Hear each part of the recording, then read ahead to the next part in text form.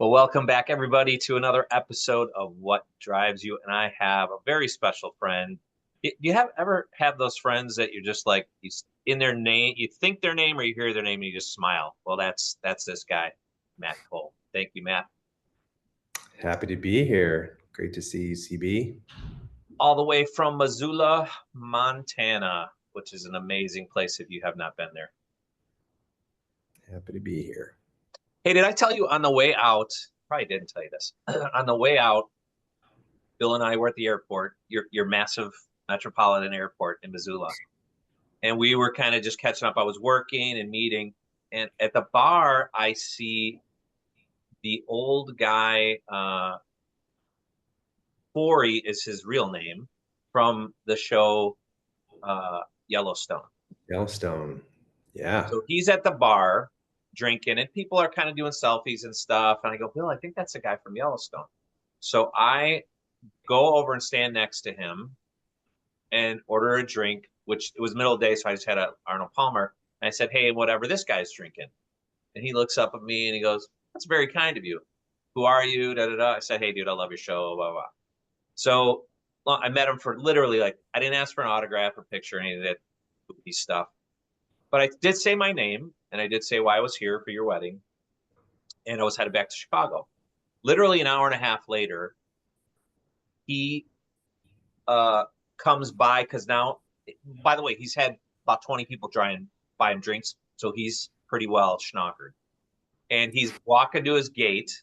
He was going to Nashville, which I said my daughter had gone to school at Belmont. So she was he was going to speak at a Tractor Supply convention. So again, hour and a half later, 20 drinks later, and he comes by and goes, Carl, so nice to meet. Blows my mind. Remembered my name. Glad to meet you. And then he goes, you want a selfie or something? I'm like, sure, what the heck? Now I do a selfie because he offered it, right?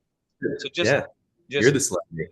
What a sweet man. Anyway, I don't know why I said that. Only to say there Yellowstone was filming out here. And yeah, I think there was even a bunch of the cast was staying in the same hotel that we had secured for wedding guests. So it's a cool show, and it's filmed in and based on life in Montana, right here in Missoula, Montana. Well, for those of you who do not know Matt Cole, he is one of my favorite people. One, because he's a hardworking SOB. Two, he's a car guy. Three, he's an amazing dad.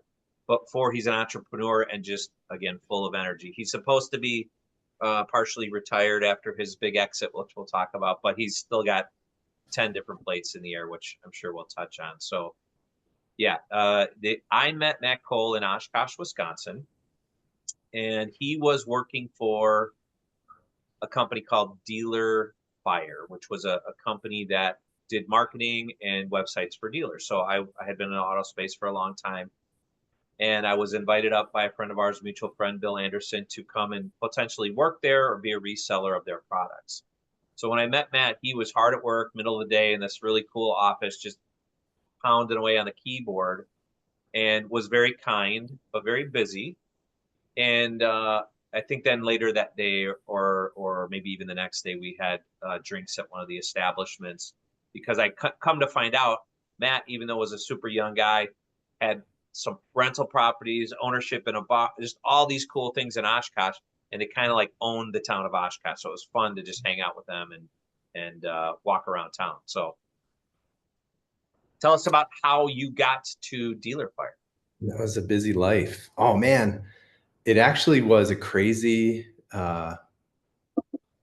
chance that my internship for the urban planning program at the University of Wisconsin in Oshkosh had. And I met the owner's sister because she was a graduate of the same program, and they were looking for an intern to help them market and manage a brand new apartment complex that they had built on campus and still being in school. And as an early adopter of Facebook, because if you recall, when that first launched, it was only for college students. So the University of Wisconsin system was like an early adopter of that. So I'm within the first million people. Like my number is in the first million as a Facebook user. And just through my like fraternity and my friend group. So, anyways, I got the internship, and this real estate company, that's what I was going to school for, was really like finance and powered from this small web development business. And it was that business that I was fascinated by because I was able to lease out this whole apartment complex like in just a matter of weeks, just to like my friend group. And then it was like, well, now what do I do with my time? And I was somewhat fascinated by web development. And at this moment in time, Dealer Fire wasn't, I don't know if it was even a real company name yet or DBA, because it was actually N11, a web development company for all kinds of businesses. So I was their first salesperson who would basically, because I had some free time as just now a property manager for this one complex and then a handful of other properties that they had going. Um, Eric was like, hey, why don't you just go knock on some doors and go see if you can sell some custom websites to car dealers, right? This is 2007, 2008, right when the economy was falling apart and the internet was just a fad that wasn't going to actually impact an auto dealership. But being a car guy, I was like, yeah, heck yeah, let's go. So I just literally went door to door selling custom websites to car dealerships right when Dealer Fire became a business and as their first and only salesperson for quite some time. That really was how I got into the auto space. But, really in order to sell something, you should know what you're selling and how it works. So I just had to dive straight into like web development. This was right when search engine optimization became a word and an acronym. And this is, right when YouTube was invented, when Google search was like a new thing for how to get traffic to websites. So it was, representing like the most beautiful website out there, especially at the time. That was what we focused on, was design. And then that was the early days of SEO for the auto space. And going to trade shows, like literally by myself, setting up a booth by myself, like representing Dealer Fire to the auto space as the new custom, best looking websites. And then pairing that with, you can build a beautiful website or paint a beautiful picture, but if it's hanging in a closet and nobody sees it, nobody can get to it, who cares? So then it was like, okay, how do we get more traffic? And that's where the deep dive into SEO and SEM started to happen. And yeah, the thing just kept snowballing. And by day I was selling websites and SEO, like the very beginning of what SEO was.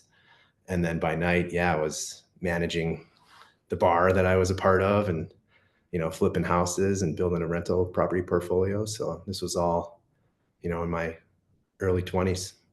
Yeah, you're a busy man. And one of the things that just impressed me most was, I mean, I'm not that much older than you, but at that point in time, I felt like I was a lot older than you. But you took Bill Anderson and I under your wing and had the patience, first of all, to teach us, and then just were this freaking smart kid that would show us. It's one thing to teach somebody something and say, "Oh, go do this." You would say, "Come around behind me, sit there." And I remember you. I forget what programs these were, but you would like, "Here's the website. All right, click in the back dashboard, and you're changing all the code." And I'm like, "This freaking kid's a genius," and would teach us and share it. Like you weren't threatened or intimidated, even though Bill and I had all these years of car experience and Bill, advertising and agency and all that. You just still were kind and humble and collaborative and just helped us a crap ton. So thank you. Well, it was a mutually beneficial relationship because truth be told, I looked up to you guys. I was, very green in the space, and you guys came from the big city and had, years and years of experience and relationships that you brought to me to then ultimately attempt to communicate. And yeah, that was right. Joomla was the CMS, so open source. And yeah, I was happy to try to spread the word because it was all, at that time we were all on the same team, just trying to build the best possible solution for our clients. And, I could tell that you guys cared and you wanted to provide a great solution for your clients. So that's ultimately what I bought into as well. Because again, we were all on the same team. Yeah. Yeah. Well, and having, that this where Bill and I had a little bit of varying backgrounds experience, like He never worked in a dealership, but had that agency experience for years and years and years. And I had worked in a dealership and owned a dealership. So kind of the three different experiences. And you were, like I said, super smart, but also a really good sales person, just because you're energetic and you kind of see beyond what I think a lot of people can see in the website world then and now. So yeah, it was a great friendship. And then you were fun as crap to hang out with too, because when we'd go to the bar, you guys own the bar, and yeah, and for those of you who don't know, let's just say a drink in Chicago is $10 to $15 per drink. It's like $2 to $3 in Oshkosh. So it was a great value to hang out and be up there too, and just a ton of fun.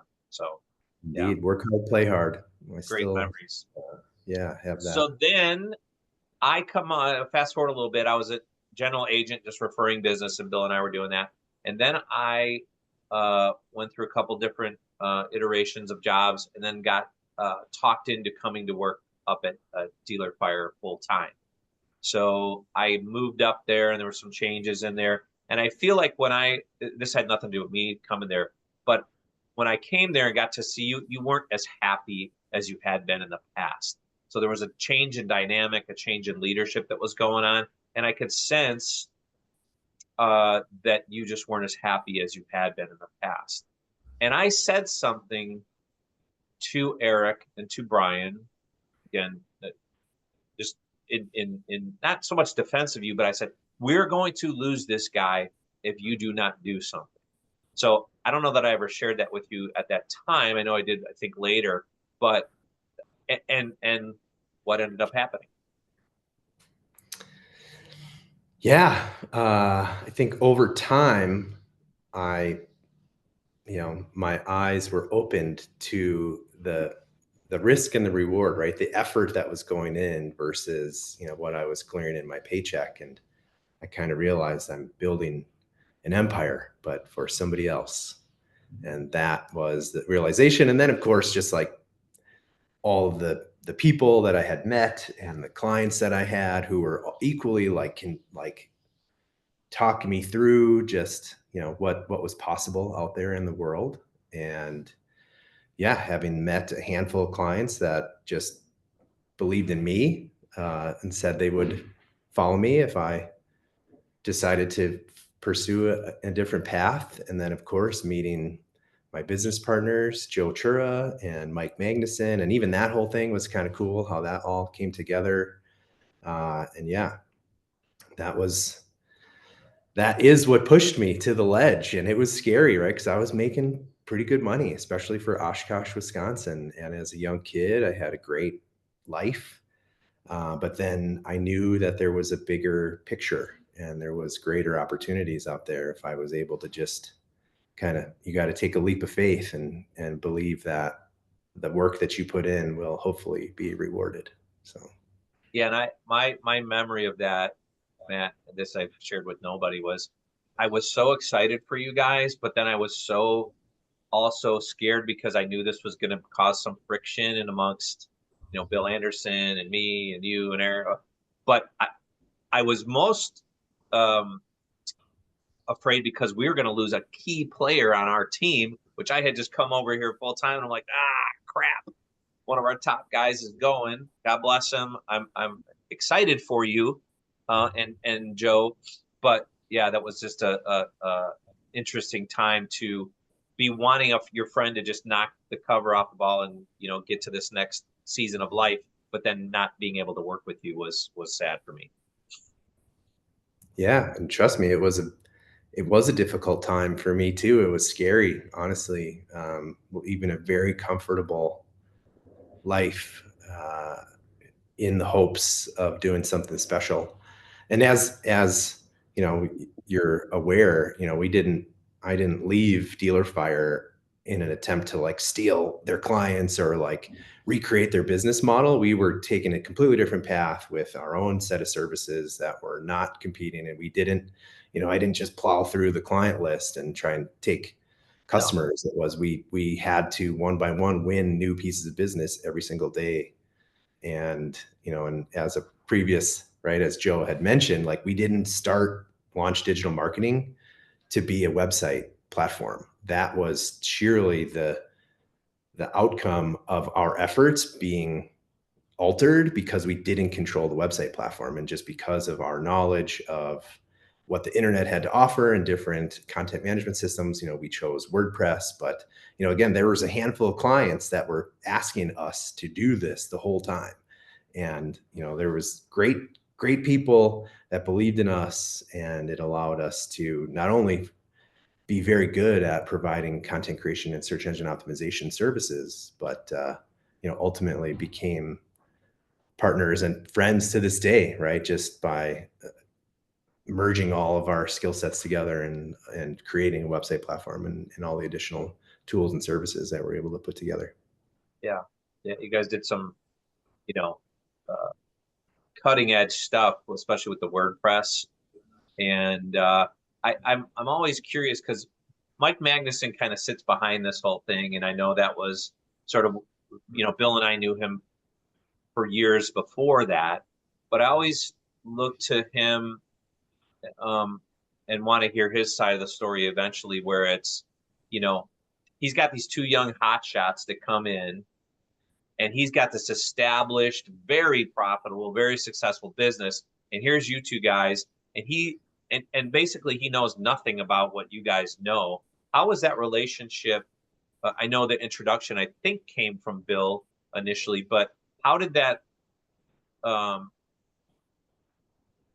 was he a hindrance? Was he an encourager? How did that whole thing shake out? Because I know initially it wasn't set up the way it ended up being, but it's still beautiful the way it all ended Yeah, up, right? agreed. I mean, I think it was a learning experience for all of us. Mike took a risk. He took a chance, right? He, as an equal partner in Launch Digital with Joe and myself, I didn't want to leave a very comfortable lifestyle to just go work for somebody else and continue to build empires for other people. So in forming Launch Digital, honestly, we didn't need uh, a bunch of capital to start a business. It was sweat and effort. And for real, Mike's, and this is no joke, the initial investment in the company were two brand new computers. I still was operating on a PC, and I convinced Joe to get a Mac because we knew like that was the just a better, faster machine and was more efficient. And poor Joe, like reluctantly went with it. And that was it. Two computers and Mike's book of business. That was it. And one client at a time, we had to go in and tell our story and win one client at a time. So, and honestly, that relationship continued and it thrived. The only thing that became different was once we did develop the software business, like there was a different group of people. We wanted to incorporate a different way just in case like it worked and there was an exit at some point, but we never really built the business for that. It's like, luckily we had some advice, and Joe went to a CEO boot camp and met some people, and we had, and just our like literally daily, Joe and I would spend hours and hours every day, 7 days a week, just hustling.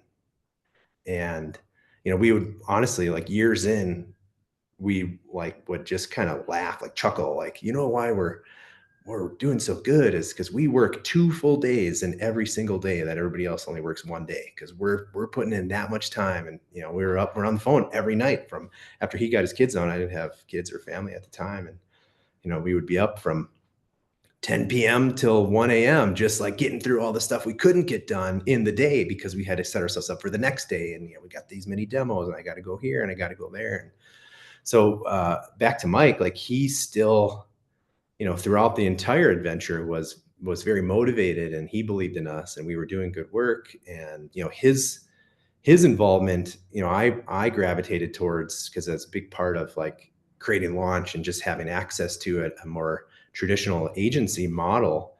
That really helped fuel our business because he continued on the traditional agency path, and then we partnered up. Me specifically, I managed our tier 2 efforts. So now we were able to go across the country and win larger pieces of business that created enough revenue and margin to invest into the, you know, the other business essentially, because, that, it took that, to build a web platform and create software and, the code stack and just all of the resources that go into that. Like that was millions of dollars of investment that had to come from somewhere. And we were bootstrapped and we never, we didn't have to take money. We just had to keep growing, just keep building, keep growing, keep selling, keep hustling every day. Yeah, and I shared a story, you know, two things. Shared a story of how I met Joe because through your encouragement, because I told you I was going to be in Lake Geneva, and you're like, go see my friend Joe. Yeah. And so that was a great intro. And then seeing kind of like meeting him just for that little bit, I'm like, oh man, these are two go-getters, right? So when you um, fast forward a little bit, when you I think it was you that called or texted me and said, hey, can you meet us downtown because we're celebrating our incorporation? Um, and Bill will be there, and it's just I didn't know what to expect, so it's just the four of us, and it was a very fun night. But that to me, I was so encouraged. One, that you included us, so thank you. But two, that I was like, okay, these guys got something really special, and their work ethic and their vision and their, it's just perfect timing for all this. And to know that Mike was involved, and so you had some backing, and it was just fun to be on the sidelines and watch and cheer you guys on, because I think Bill and I, you invited us both to come along for the journey, but both Bill and I were at different seasons of life. We're like, man, we need this income, boys. We cannot be, you know, because you said earlier risk, right? It was scary and risk, and we just weren't in a place to do that. Bill, I think, was a little closer and obviously came alongside for the journey. But from that fun night of incorporation to sitting with you guys for hours in that little office up in Naperville, and to give some context for the listeners, their desks were facing each other. So I mean, they were like attached at the hip, unless Matt was on the road, 24/7, staring, talking, strategizing, just one big office where the two co-founders lived. And the energy there, if you've not been involved in the startup, man, the energy at that place, it was just palpable when you walked in there. Just young people just cranking out business and work and new customers, and the waiting line to get in with you guys was just I had never seen anything like it. It was fun. It honestly, didn't seem like work. It was like we were on a mission. Like we're building, like we're growing. We gotta do what we say we're gonna do, and that's really where, I give a lot of credit to the key players on our team, but Joe specifically, right? Like I was out. I lived in an airplane in a hotel room for many years, many years. And, I had the confidence in every time I would give the pitch and, win a piece of business, it was like, thank God I got Joe back at home base who's going to do the things that come out of my mouth. Yeah. And that like is truly was the magic in our relationship and in growth was we divided and conquered, and it really was this beautiful journey of hustle. But yeah, a lot of people jumped on the bus because we had a great bus driver and we had the right vision and mission, and we were just hustling every day. I keep using that word, but it was a good time. Yeah, the mission. I heard I was listening to another podcast and it was talking about the quest, like what the quest to, whether it's succeed or financial or just, overcome adversity. The quest that you guys were on was just amazing to watch. At what point, Matt, did you realize or think like, okay, we have something pretty special here. I can take a breath, right? I remember I think it was, where was that? Your birthday? Was it your 30th?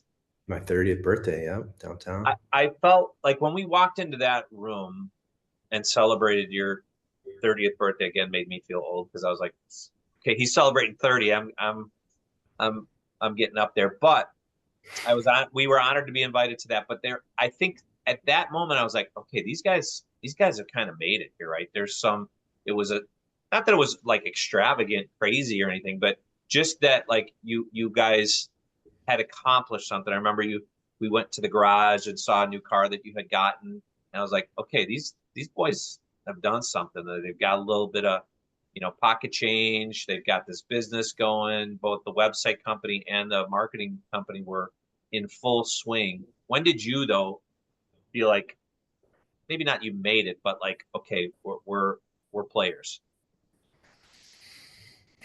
Honestly, I still don't feel like that. Hmm. It hasn't happened. And there are times when you just got your head down and you're just doing your thing every day and you like might pop it up and look around and be like, wow, we've actually come pretty far, but like we still have a long way to go.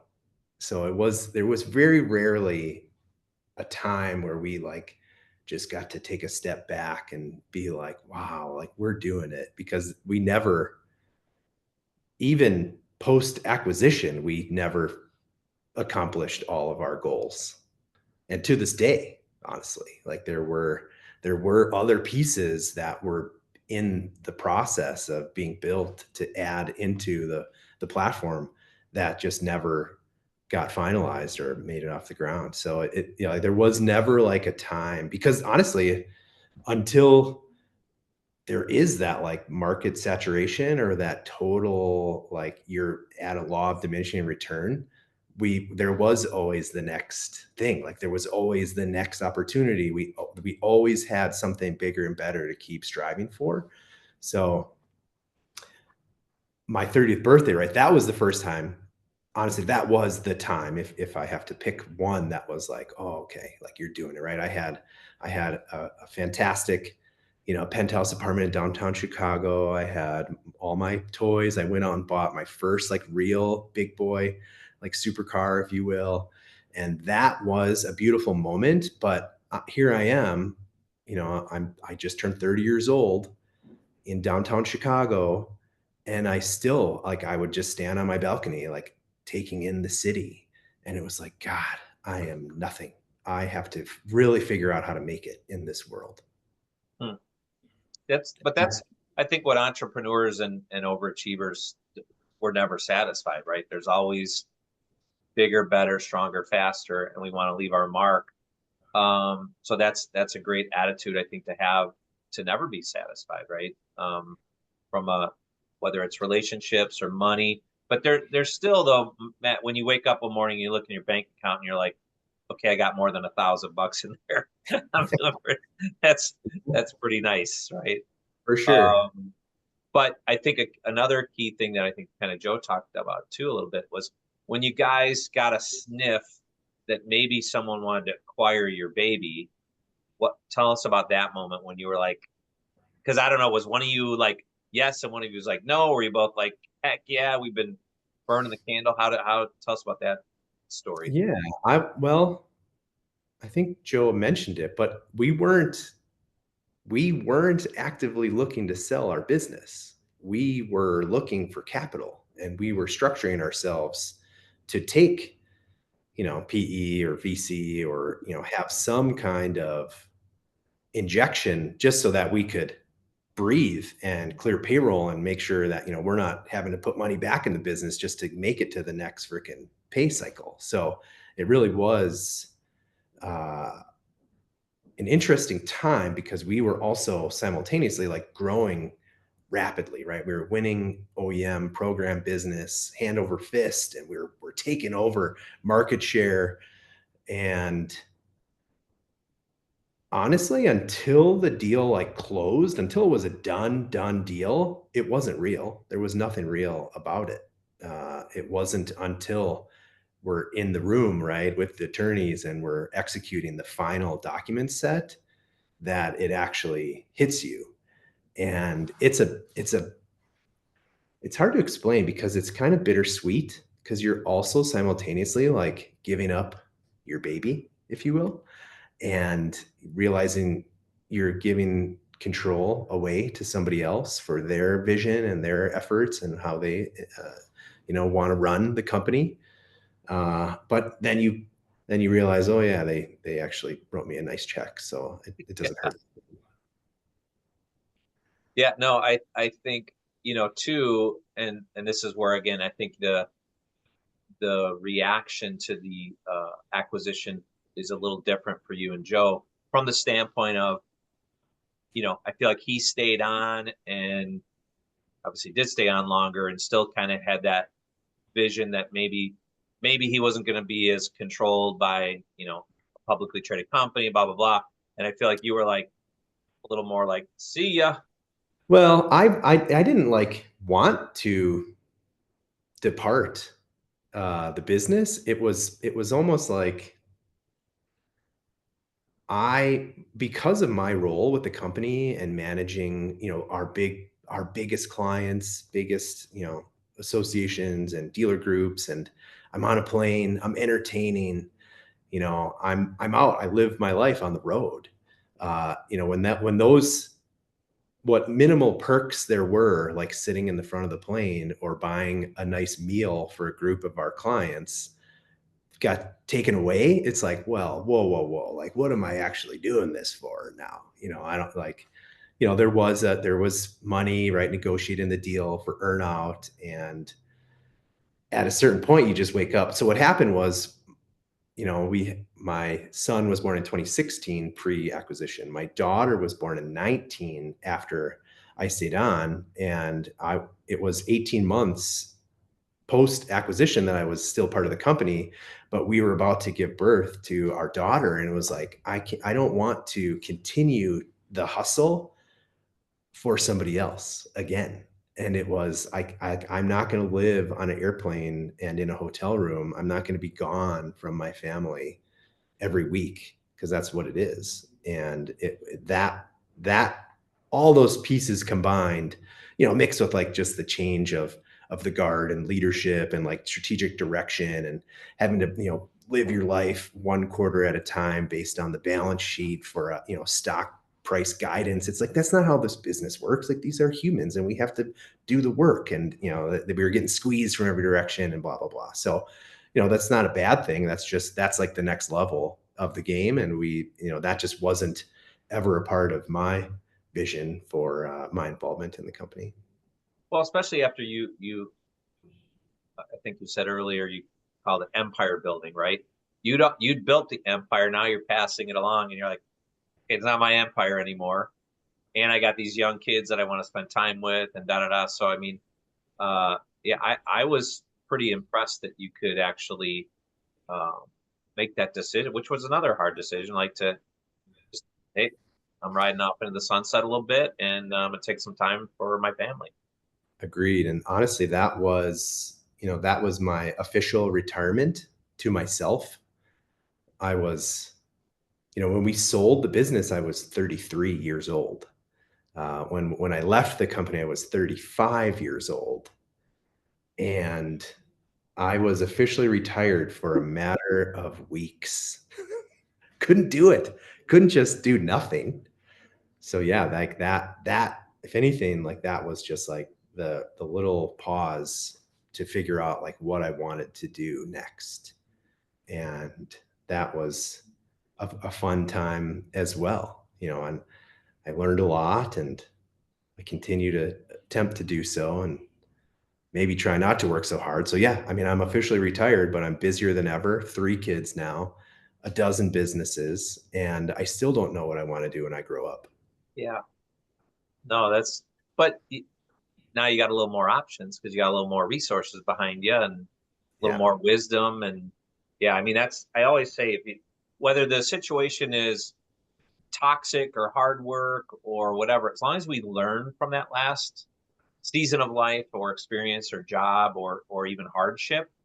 We just did a podcast with a lady who, man, when you watch this, you're gonna be like, holy cow, how is she still around?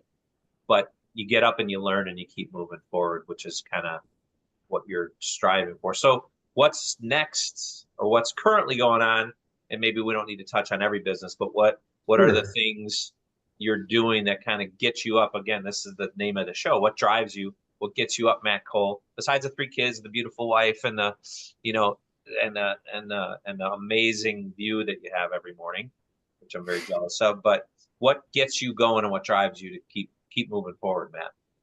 Yeah. Well, when you do set out to create something, you want to see it through.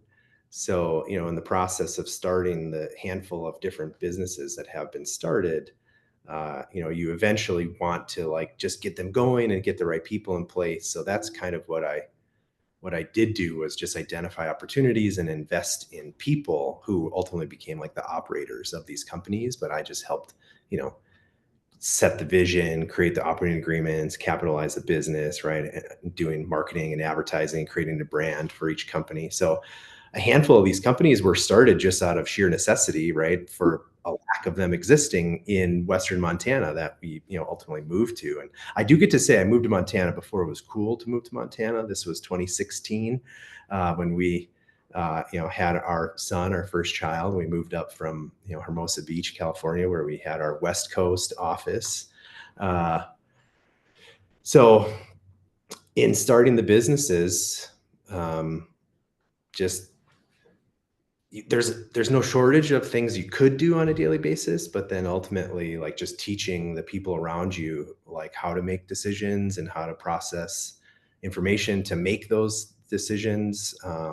But you're still accountable, right? Like to this day, still having over 100 employees across the board, like you could just have to keep going. Like you just have to keep making sure that things are going well and that your team, now it's kind of like spread out, is making good decisions to continue to, keep these businesses alive and put food on the table for not only our family, but for their families and for the success of the people around them. So Yeah, I mean, so you've, I think you guys, with the exit, you probably would have been okay to not to pry or expose anything, would probably been okay not to have to start any of these things.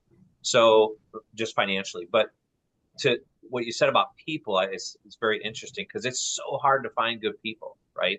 So to find those good people and invest in them, it's a huge responsibility to care for or resource 100 people. So I'm again proud and amazed that you've jumped back in to kind of do that because you could have just been, hey, me and the wife and the 3 kids and our immediate family. So that's powerful, but they're things you enjoy. I feel like because it's some marketing stuff, some car stuff, your wife's healthy eating, food stuff. So that gives you a little different opportunity to do stuff that you love and enjoy, or somebody else does and you see their passion. So maybe yeah, talk to that a little bit as opposed to, all right, what can I do to make money to feed my family? I'm starting a restaurant or a bar or whatever, which a lot of people are forced to do.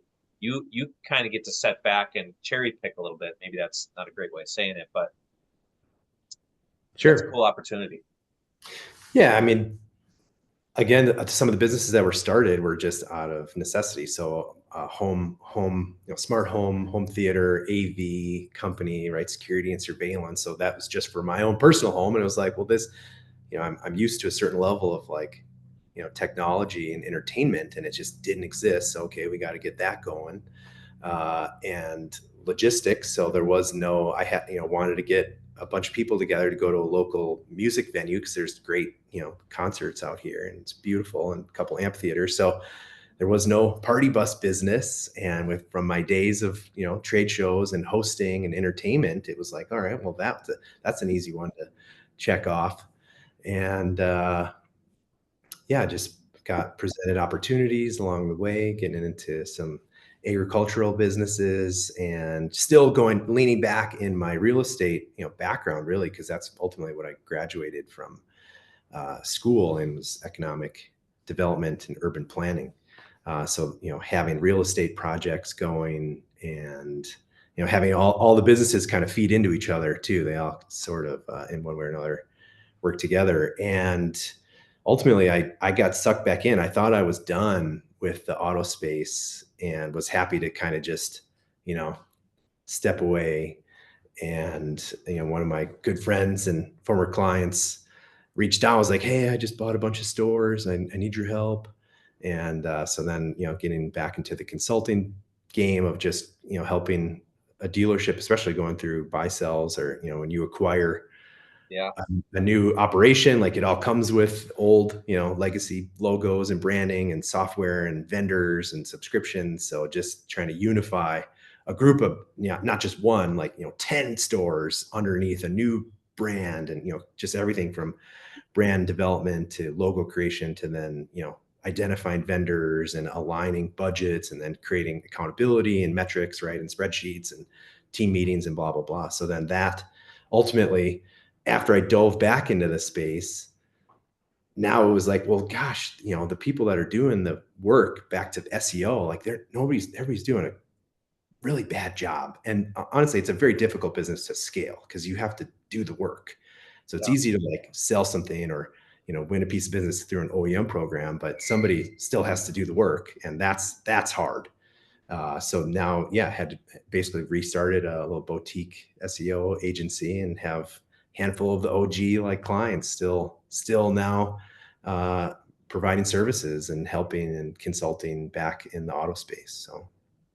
Still wrenching on cars? Oh yeah, well that's still like that's never gone away, even since a little kid, right? And that's sort of what has driven me. By the way, it was just like breaking my toys as a small child, just to like understand how it's built. How does this stuff work? And like that mentality, I think, is an overarching theme in my life, is just understanding the world around me and how all the layers are connected and how everything is, ultimately built, and everything around us, right, has been built by a man, by a human, man or woman. So it's like, somebody had to engineer it. So just understanding how the world works, and then, yeah, still having all my toys, and my collection has grown pretty substantially. So all the poster cars that I had on the wall as a kid are now in my garage. But yeah, still, I love working on my own cars. I love, driving cars, racing cars, collecting cars, just looking at them. I just often will find myself in my kind of auto collection, just like staring at them, because each one of them is like a unique piece of art. Yeah. And once you get to a certain point, you have so many things, like, crap, I got to actually maintain these things. I got to, have a spreadsheet just for, basic maintenance items. And then all of a sudden there's a lot of lines in that spreadsheet. Yeah. Well, and it's kind of it's fun. And I was using this analogy the other day to a friend in business, that you play poker different when you have a small stack of chips, right? You don't take the risks, and when you got a big stack of chips. So for you, kind of restarting some of these things with a big stack of chips, you just play a little more different, right? Your poker face, your confidence level, your hey, I'm all in, and a lot of people can't compete with that because they got a small stack, and they just run out of runway. So it's probably a different game. Maybe it's not funner. I would think it would be funner to have a big stack of chips in life and be able to do some of these things. So yeah, good for you. And you've earned it in your heart. Again, back to my admiration for you and Joe. You guys are just two hardworking dudes. I mean, I remember calling you at whatever time of day or night you guys would answer, and that was pretty freaking amazing. Or call me back or text me back and say, I'm entertaining. I'll call you at midnight, and that was not uncommon. So that's That what you was got to we do. just that was normal to us. And honestly, as I got older and saw how the rest of the world worked, like that apparently is not very common. So that we just, that Not. separated us early on. It's not. Well, let's jump into quick because we've been talking a little bit about cars, Matt. And again, thanks again, because I know we've seen a couple people walk in the background. You got all these plates spinning, so thank you for the time. Um, Cars. So show is called "What Drives You." So in essence, it was born out of COVID and my boredom for uh, not having stuff to do and watching YouTube and going, hey, I think I got some stories and some people that I'd like to tell their stories or help tell their stories. So we kind of wrap these things up by asking four questions. First one is the first three are about car related, and then the last kind of words of wisdom. So, what was your very first car, Matt? Very first car. I've always been a Honda kid, but an Acura Integra was my first car, 1991 Integra. I remember you telling me that. Yeah, I was gonna say don't tell me about the little kid ones that you tore apart, but actual real cars. Yeah, so Integra. And those Yeah. those are a hot car. I remember when those came out and they were just flying off the shelf. And I was like, it's just a Civic, right? Isn't it underneath? Sort of, right? It had its unique platform, but yeah, it was not to get too deep into this, but other than the NSX Type R, the Integra GSR was the introduction of VTEC, right? Variable valve timing and electronic lift control. So that, right, even as a little kid, like understanding technology as a replacement for displacement and, you know, wrenching on those cars in high school, that was formative for me. And, just being the kid who was always tinkering with something and car stereos and, all my buddies working on their cars. And so, Yeah, yeah, that ultimate, right? And then you fast forward, it's like, oh, I'm not afraid to go knock on a car dealership door because I just love cars. Like, let's yeah, talk cars. It's not even just about what technology I'm trying to offer you. It's like, hey, like, look at this car in the showroom. Like, let's actually yeah. talk about the car. Well, and I think the dealers can smell that on you when you're legit and authentic and transparent about it. So, and you are for sure. What was your favorite car, or is your favorite car? Favorite car. You know, that car I bought for my 30th birthday still has a special place for me. I still own it. I don't really drive it as much as I used to because, come to find out, I was right. And because of its limited production and how special it is, right? It's a 911 997 GT2. The fact that I found one and then what I paid for it versus what it's potentially worth today. So I don't want to wreck that one. That'd be out a sizable amount of money. Yeah, that was a cool car. And then what would be your dream car, which you Dream may car. already have? So, I have been very fortunate to live some of my dreams into reality, and I do own a few more than one NSX Type R's that I got to go to Japan and get the pick of, there's only a handful of them and buy the best one and arguably one of, if not the nicest or two of the nicest examples in the world. So that was fun. And then being asked to come back and drive them on Suzuka circuit and have them all track prepped from this wonderful dealer of these special cars. So that, like, honestly, living my dreams. But I've always had a soft spot for the Ferrari F40, which I do not own. I kick myself because I should have acquired one back when they could be had for, under seven figures. Now you can't touch them, you can't smell them for less than a couple of seven figures. youch. Well, Yeah. So but that's you do have, probably, if I recall, you do you still have that yellow Ferrari? I do. Yeah, that was a cool one. Yes. Yeah. So, I'm good at collecting things that make me happy. I haven't got to the point where I want to start selling them. So that's why my collection just keeps getting bigger. yeah, yeah. So be careful. That's a slippery slope. I got a couple buddies who, and it's not so much that, again, in the scope of finances and investments potentially, it's just like you said earlier, the upkeep. It's Yeah, making sure. I mean, I think all these things, even though they are artwork, were meant to drive, right? They're machines. They got to, and just sitting there is not good for them. I agree completely, especially with some of the higher end, Italian or German cars. You do need to do the maintenance and you don't want them to, get the rubber dried out or snap a timing belt just because well, it's only got 500 miles since I did it, but that was 5 years ago. Yeah. So, yeah, I agree. And that's where I do think the next phase in the coming years will be to consolidate, maybe take three or four very nice cars, but move on those and then pool the funds to go Find a after big boy. that F40. Yeah, that'll be fun. All right. On a serious note, words of wisdom, we call it the wow question. What would you tell? And you did so much before you were 30. Like a lot of people don't do anything until they're 30.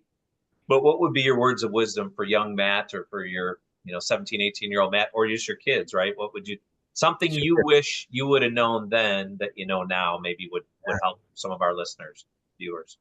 Well, it still resonates, but respect the struggle, and everything happens for a reason.